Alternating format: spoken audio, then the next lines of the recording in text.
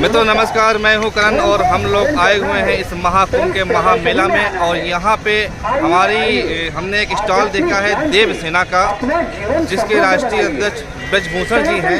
आइए आपसे मिलते हैं। और आप सनातन के लिए काफ़ी बड़े अच्छे कार्य कर रहे हैं और यहाँ पे आपने हिंदू राष्ट्र, सनातन भारत को हिंदू राष्ट्र बनाना है, ऐसा आपका यहाँ पे एक मंच लगा हुआ है, अनाउंसमेंट इत्यादि हो रहे हैं। और आप शस्त्रों के लाइसेंस भी दिलवाते हैं लोगों को और सनातनियों को सशस्त्र बनाने का प्रयास करते हैं ताकि वे मजबूत हो सकें। श्रीमान जी, आप बताइए कि आप क्या कार्य कर रहे हैं, आप किस संगठन से हैं, किस पद पर हैं? ब्रजभूषण सैनी, राष्ट्रीय अध्यक्ष देवसेना। देवसेना एक राष्ट्रीय स्तर का हिंदूवादी संगठन है। हमारा उद्देश्य है भारत को सनातन राष्ट्र बनाना, हिंदुओं को जागरूक करना, एकजुट करना और मजबूत करना। और मजबूत करने के लिए हमने तलवार, फरसा, भाला, कृपाण, ये चारों शस्त्र रजिस्टर्ड कराए हुए हैं। सभी हिंदुओं को विधिवत धारण कराते हैं। क्यों कराते हैं? क्योंकि हिंदुओं के घरों में लाठी भी नहीं मिलती। जब भगवान राम ने वनवास के लिए प्रस्थान किया तो सबसे पहले अपने आभूषण त्याग दिए, वस्त्र त्याग दिए, महल त्याग दिया, लेकिन अपना धनुष बाण नहीं त्यागा। यदि धनुष बाण त्याग देते तो जीवन में उन्हें कभी सीता न मिलती। ऐसे ही यदि धनुर्विद्या का प्रशिक्षण ना लेते तो रावण का कभी वध नहीं कर पाते। पांडव शस्त्र विद्या का प्रशिक्षण ना लेते, जीवन में कभी महाभारत नहीं जीत पाते। ऐसे ही हमें अपनी सुरक्षा के लिए, अपने मनोबल को बनाए रखने के लिए, अपने परिवार, अपने धर्म, अपने राष्ट्र की सुरक्षा के लिए हमें शस्त्र विद्या का प्रशिक्षण लेना अनिवार्य है। सबसे पहले मार्शल आर्ट सीखे, फिर शस्त्र विद्या का प्रशिक्षण सीखे, जरूरत पड़ने पर पिस्टल वगैरह का भी प्रशिक्षण ले। इससे दोहरे फायदे हैं। पहला तो आप स्वयं की सुरक्षा कर पाएंगे, दूसरा ओलंपिक खेलों में सब तरह की प्रतियोगिताएं होती है, मार्शल आर्ट की, लाठी तलवार की, निशानेबाजी की, इस सब में भाग लीजिए, वहाँ से पदक भी लाइए, इनाम भी पाइए और सरकारी नौकरी के भी बहुत अच्छे चांस रहते हैं। जो भी ओलंपिक उसे डायरेक्ट DSP रैंक की नौकरी मिलती है, तो आप उसमें भी भाग लीजिए। धर्म का भी काम करिए, राष्ट्र का भी काम करिए और अपने परिवार के लिए भी हित में काम करिए। तो हमने प्रयास किया है हर सनातनी अपने परिवार की रक्षा कर सके, अपने धर्म की रक्षा कर सके, अपने राष्ट्र की रक्षा कर सके, उसके लिए सक्षम बने। और सक्षम बनने का एक ही रास्ता है, हम अपने परंपरागत शस्त्रों का प्रशिक्षण लें। शस्त्रों का प्रशिक्षण आप देंगे, इससे हिंदू समाज, सनातन समाज सशक्त बनेगा, मजबूत बनेगा, ये तो बात ठीक है। पर जो आप हिंदू राष्ट्र बनाने की बात कर रहे हैं, तो हिंदू राष्ट्र कैसे बन पाएगा? क्योंकि हमारे देश में जो वर्तमान जो विधाएं चल रही हैं उसमें अगर अल्पसंख्यक है, मुस्लिम व्यक्ति लोन लेता है, उसे 3% पे 4% पे लोन मिल जाता है। हम लोग लोन लेते हैं 11-12% चुकाते हैं। तो इनके लिए तमाम सारी सुविधाएं चल रही है। शादी सगुन योजना केंद्र सरकार की योजना चल रही है, जिसमें मुस्लिम बेटियों को 51,000 रुपये मिलता है। सगुन योजना के तहत मुस्लिम बेटियों को 10,000 रुपये की योजना है हाई स्कूल तक पास करने पे। बेगम हजरत महल छात्रवृत्ति योजना, ये भी अल्पसंख्यक के लिए है। उस्ताद योजना अल्पसंख्यक के लिए है। नई उड़ान योजना इनके लिए है। नई उमंग योजना इनके लिए है। हम लोग जो सनातनी हैं, जो टैक्स पेयर है, उसके लिए सुविधाएं कम हैं। अल्पसंख्यक मुस्लिम ईसाइयों के लिए सुविधाएं अधिक हैं। ऐसी स्थिति में हम कैसे, पहले तो हम अपने देश को सेकुलर बना दें ताकि हम सब बराबर, जो सुविधाएं हमको नहीं मिल सकती हैं, हिंदुओं को नहीं मिल सकती हैं, वे सुविधाएं मुसलमानों को क्यों मिल रही हैं? जैसे कि 10 बच्चे पैदा करके भी राशन कार्ड इत्यादि सारी सुविधाएं भोग रहे हैं। आयुष्मान कार्ड उन्हीं को मिलेगा जिनके परिवार में 6 सदस्य होंगे। अधिक बच्चे मुस्लिम के यहाँ हैं, हमारे यहाँ अधिक बच्चे नहीं हैं। तो 2 बच्चे वालों के लिए सुविधाएं कम हैं, अधिक बच्चे वालों के लिए सुविधाएं अधिक हैं। इनडायरेक्टली मुसलमानों को सुविधाएं अधिक दी जा रही हैं। तो हमारा देश सेकुलर भी नहीं बन पा रहा है, तो हम हिंदू राष्ट्र कैसे बनाएंगे? इस पर आप जवाब दीजिए। दरअसल क्या है, 1947 में भारत का विभाजन हुआ धार्मिक आधार पर। मुसलमानों को तो पाकिस्तान मिल गया, लेकिन हिंदुओं को अपना हिंदू राष्ट्र नहीं मिल पाया। जबकि होना ये चाहिए था कि हिंदुओं को सनातन राष्ट्र यानी कि हिंदू राष्ट्र घोषित किया जाना चाहिए। लेकिन उस समय के देश के गद्दार नेताओं ने हिंदुओं के साथ गद्दारी करी राष्ट्र के साथ गद्दारी करी। जब धार्मिक आधार पर विभाजन हो गया तो भाई हिंदुओं को अपना राष्ट्र दो। लेकिन इन गद्दार नेताओं ने क्या किया, जमीन तो दे दी उन्हें, उसके बाद वहाँ यहाँ बसा भी लिया। ये सारे जितने भी मुसलमान हैं ये सब अवैध रूप से बसे हुए हैं, ये यहाँ के नागरिक नहीं है, क्योंकि इनकी नागरिकता तो उस देश के प्रति होगी जो इनको दिया गया था, पाकिस्तान के प्रति होगी, लेकिन ये अवैध रूप से यहाँ रख लिए। ये नेताओं की गलती। भाई बंटवारा किस बात का? बंटवारा ये आप अपनी ज़मीन पे रहो, हम अपनी ज़मीन पे रहे, लेकिन नेताओं ने गद्दारी करी। और ऐसे ही आपने बहुत सारी स्कीमें बताई। ये उस समय के कांग्रेसी जो नेता थे, नेहरू और गांधी, इंदिरा गांधी, ये सब हिंदुओं के विरोधी थे।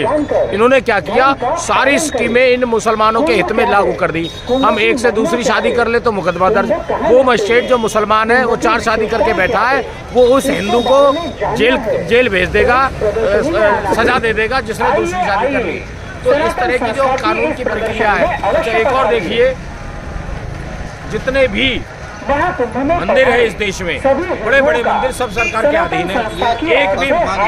एक भी मस्जिद सरकार के अधीन नहीं है। और जितने भी मदरसे हैं सबको सरकार फंडिंग करती है, वहाँ के टीचरों के लिए, वहाँ के बच्चों के हिसाब से उनको अनुदान देती है। और वो पढ़ा क्या रहे हैं? कुरान। मतलब कुरान को बढ़ावा देने के लिए पूर्व की सरकार और वर्तमान की सरकार ने पूरा बढ़ावा दिया है, पढ़ा कुरान रहे हैं। और मतलब पैसा किसका खर्च हो रहा है? सनातनियों का। सरकार इन्हें फंडिंग कर रही है। किस लिए कर रही है भाई?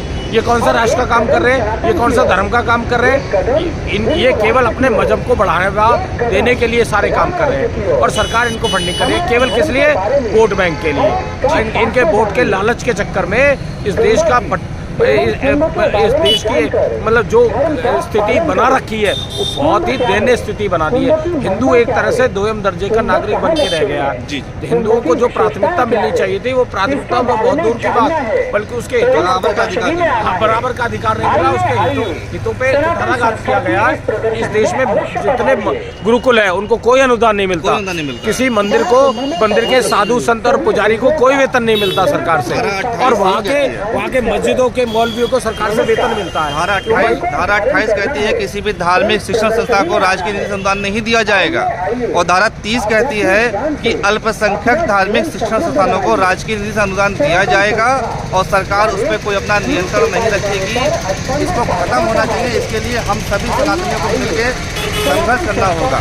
वर्तमान में हमने देखा कि किस प्रकार से बांग्लादेश में तख्ता पलट हुआ और वहाँ पे हिंदुओं का भीषण नरसंहार पिछले 7 महीने से हो रहा है। और कौन करवा रहा है? जमात इस्लामी करवा रहा है। और जमात इस्लामी ईरान का, इराक का, सीरिया का, पाकिस्तान का संगठन नहीं है, भारत का संगठन है। दिल्ली में उसका मुख्यालय है और 13 इस्लामिक देशों में प्रतिबंधित है। देखिए, इस देश में ऐसी विडंबना है, हिंदुओं के हितों पे किसी ने ध्यान नहीं दिया। वर्तमान सरकार का भी हिंदुओं के हितों पे ध्यान नहीं है। यहाँ मुसलमानों को बढ़ावा देने के लिए, जिहादियों को बढ़ावा देने के लिए सारी योजनाएं हैं। जैसे अभी भाई ने बताया, इतनी सारी योजनाएं उनके हितों में चल रही है और उन योजनाओं को बंद नहीं किया गया, एज इट इज जारी है और उनको बढ़ावा दिया गया। उनको उनके वेतन बढ़ा दिए गए। मौलवियों के भाई वेतन किस बात के लिए? कौन सा राष्ट्र का काम कर रहे हैं? कौन से सरकारी काम कर रहे हैं? केवल इस्लाम को बढ़ावा देने के लिए काम कर रहे हैं, मजहब को बढ़ावा देने के लिए काम कर रहे हैं। आप क्यों दे सकते हैं? और देखिए बड़मना, हमारे लिए धारा 29 लगा दी कि आप अपने मंदिरों में, आप अपने शिक्षा संस्थानों में धार्मिक शिक्षा नहीं दे सकते। अरे जब धर्म की शिक्षा नहीं मिलेगी तो बच्चों में जो नैतिक कर्तव्य है राष्ट्र के प्रति, धर्म के प्रति, माता पिता के प्रति, उनका ज्ञान कैसे होगा? जब तक धर्म से बच्चों को जोड़ा नहीं जाएगा, धार्मिक शिक्षाओं से जोड़ा नहीं जाएगा, उनके जो संस्कार है, आचार विचार है, वो भी दूषित हो जाएंगे। तो ये जरूरी है कि धर्म की शिक्षा मिलनी बहुत जरूरी है। और गीता, वेद, पुराण ये सब स्कूलों में पढ़ाने चाहिए। लेकिन उस समय के नेताओं ने भी गद्दारी करी। वर्तमान में भी कोई सुधार नहीं है। जो वेद और गीता है वो केवल हिंदुओं के लिए नहीं है, उसमें कहीं पे नहीं आया कि क्या हिंदुओं के लिए है। वेद और गीता में केवल मानवता की बात बताई गई है और उसका पढ़ाना मानवता के लिए ज़रूरी है। और हमारे साथ ब्रजभूषण जी, आपने समय दिया और बहुत अच्छा लगा आपके विचारों को जान करके, आपके कार्यों को जान करके। ऐसे कार्य करने में कमी है हमारे देश में। आप बहुत अच्छा कार्य कर रहे हैं और हम सबको मिल करके सनातन के लिए कार्य करना ही होगा, आने वाली सनातन संस्कृति को बचाने के लिए। और बहुत बहुत धन्यवाद आप सभी का।